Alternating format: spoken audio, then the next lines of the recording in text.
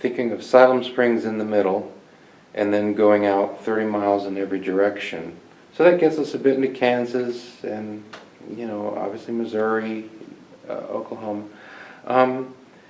Where generally, because I know it's mixed, but where generally did people stand if you ask them? Are you in favor of Arkansas seceding from the Union? Are you opposed to Arkansas seceding from the Union? So I guess this question is specifically for Arkansans, but in this area, generally, where did sentiment fall? Oh, that's a real interesting little mix. I would say clearly the sentiments ran to the south. Okay. Because of the migratory rates, where people came from, they migrated into this area from Kentucky, Tennessee. They had family from the south. My family, for example, came into Savannah, ended up in North Carolina, Georgia, came on the Trail of Tears, so it was predominantly southern. And I think that's true pretty much across the board. That said, north of the Arkansas River, you have less large production type farming, manufacturing, things like that. You have more single family farms, little more independence, so therefore you also have more northern sympathies. Not that that has anything to do with it, Sure. but the northerners seemed to be, the independence was there. And they were reluctant to get involved in some of this political baloney that it was ugly. I mean, it was truly Sure. ugly. And they couldn't really get away from it. One of the big sources of information, obviously, was the church.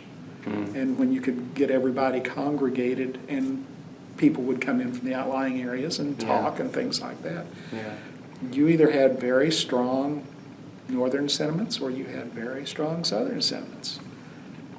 Now, is any of that attached to slavery? Because you just said in this area you've got single families, you've got small farms. From what I've gathered, there weren't very many slaves. There were in not. this area. There were clearly slaves in Fayetteville. There were clearly slaves in the Bentonville area. There's actually a quote, I don't know how you define plantation, but they call it a plantation, very close to the northern perimeter of the Northwest Arkansas Regional Airport. And apparently a lot of it has just been damaged. People, so much development, it's just bulldozed over and forgotten. But there was actually a black church, there was a cemetery. They had a society kind of their own, but it was more like they were family members living inside that family unit as opposed to further south, in the larger plantations where they were in their little place out of sight, out of mind. And, Sure, yeah. And all of that. These were a little more, it's still slavery, Sure. no matter what you call it. Yeah.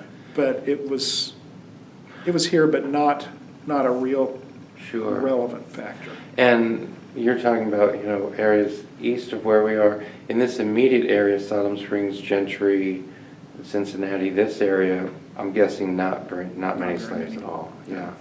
So does that mean then that the slavery question itself isn't much in the mind of folks in this particular area? You read their diaries, you read their letters.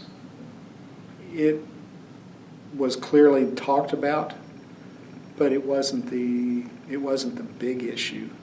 And I honestly don't know what the big issue would have been. Mm. It was so diversified and split up.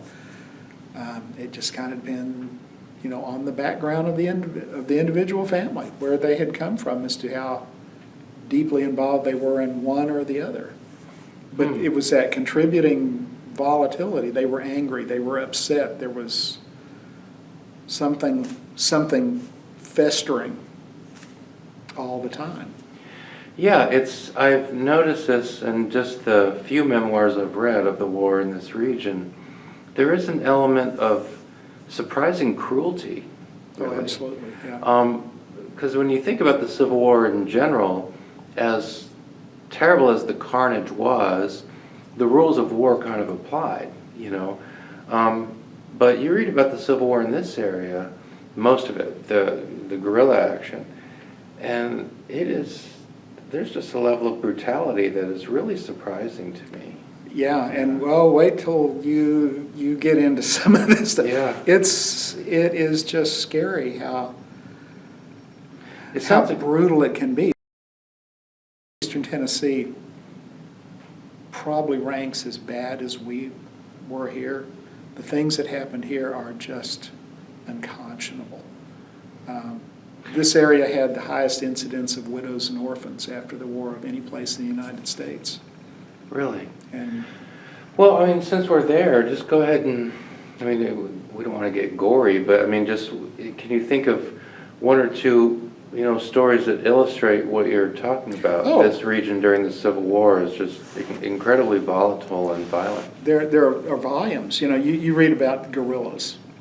I've been fortunate enough to get to lecture to the War College in the D.C. area about the guerrillas, and when they came back here to Cherokee Ridge, I got to speak with them and talk about this issue.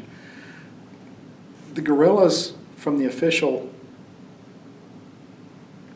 standpoint, are always rabble. They're the scum of the earth.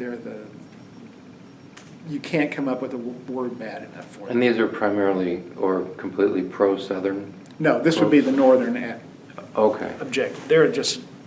No, I'm saying the guerrillas they're referring to are Southern. Oh, yeah. So the guerrillas are Southern. Yeah. Yeah. The North did not even ever recognize that they had their own bands that were equally as bad. The people that were in the insurgency and the guerrilla units here, it's kind of an interesting mix of people. They're related, either by marriage, friendships. There's a connection, and it ran all the way from, probably close to Gravette, centering in Siloam Springs with the Sagers. There were two families here, the Sagers and the Chastains. Those two provided a lot of resources, a lot of men, material, backing, support, etc. But by marriage, they were also related to people in the Cane Hill area to the south. And they all worked collectively together. But they were the leadership here. They were the business people. They were the pastors of the churches. They were the judges. They were the leadership. One thing that comes to mind, the Buchanan family, which was intermarried with the Brown family, which was Buck Brown, who was leader of the guerrillas here. They were clearly identified with this insurgency group. One of the things that made them work was the fact that they had the best mounts. They really made an effort to get the best armament. However they could get it, they got it. Pleasant's horse was noted as being a prime. Well, one of the Union cavalrymen was able to steal it, and he was an officer, and made no bones about it that he stole it, was proud of himself, and in the process, one of Buchanan's men found out where it was stabled, and they got it back. And the North went all out. This was war. They stole my horse, Well, never mind that they had stolen it in the first place, Right. I don't know how that worked. Yeah. But they caught the Buchanan brothers and several others in camp down between Prairie Grove and Cane Hill, and just literally wiped them out. It wasn't good enough to just kill them and get the horse back. They ran horses over the top of the bodies. They emptied colt after colt after colt into the bodies. They bayoneted them. This is, it's just kind of this classic guerrilla warfare that just becomes a kind of psychosis that not only are you killing, but you're desecrating and. Well, and they weren't happy with just, demolishing them. They loaded what was left of the bodies in the back of a wagon and took them back to the Buchanan home, where the mother and Pleasant's fiance, they were within a couple of weeks of getting married, and the sisters and several other family members, and dumped the bodies out in front of the house. And they were so mutilated that none of the three boys could be identified. Good grief.